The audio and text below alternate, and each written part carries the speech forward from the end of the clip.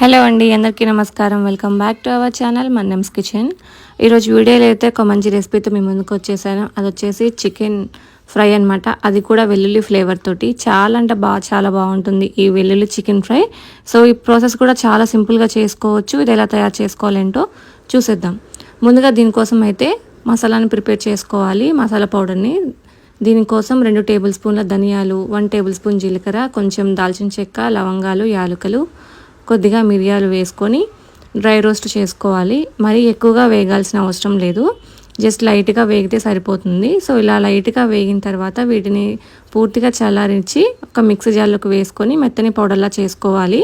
ఇలా పౌడర్లా చేసుకున్నాక ఇందులోకి 1 టేబుల్ స్పూన్ కారం, ఒక 5 నుంచి 6 వెల్లుల్లి రెబ్బలు వేసి కచ్చాపచ్చాగా మిక్సీ పట్టుకోవాలి.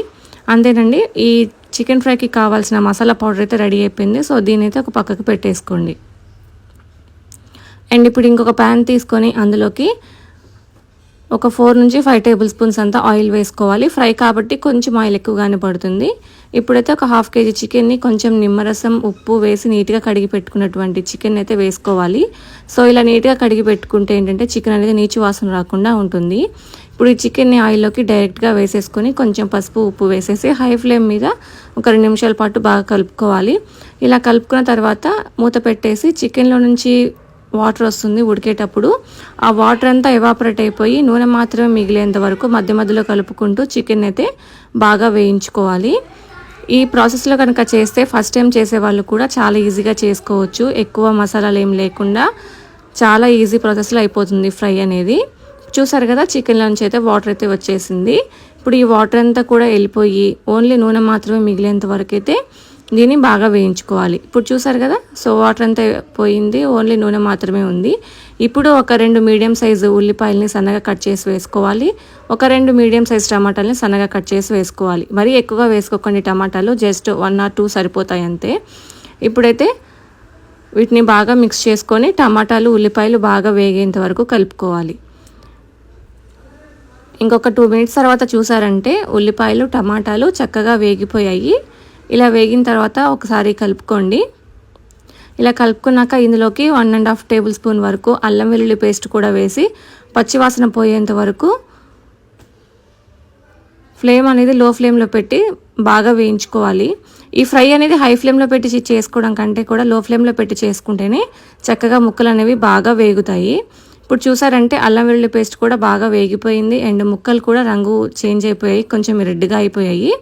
ఇలా వేగిన తర్వాత ఇందులోకి టేస్ట్కి తగ్గట్టుగా కారం వేసుకోవాలి. మనం ఇందాక మసాలాలో వేసాము ఒక 1 టేబుల్ స్పూన్ వరకు కారం. సో దాన్ని బట్టి చూసి మీరు అడ్జస్ట్ చేసుకొని వేసుకోండి. అలాగే కారం, ఉప్పు, కొద్దిగా కరివేపాకు కూడా వేసుకొని బాగా మిక్స్ చేసుకోవాలి. ఇలా మిక్స్ చేసుకున్నాక కారం వేస్తాం కాబట్టి మరొక 2 నిమిషాల పాటు కూడా వేయించుకున్నారంటే ఈ కారం అంతా కూడా ముక్కలకి చక్కగా పట్టుకుంటుంది.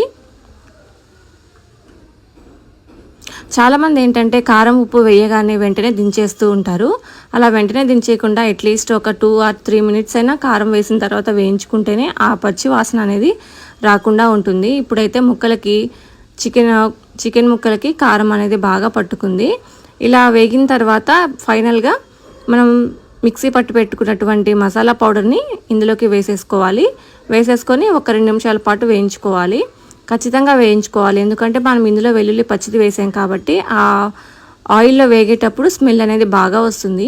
అది మసాలా పౌడర్ వేయగానే మీకు ఫ్లేవర్, స్మెల్ అనేది తెలిసిపోతుంది, చాలా బాగా వస్తుంది అది వేగుతుంటేనే.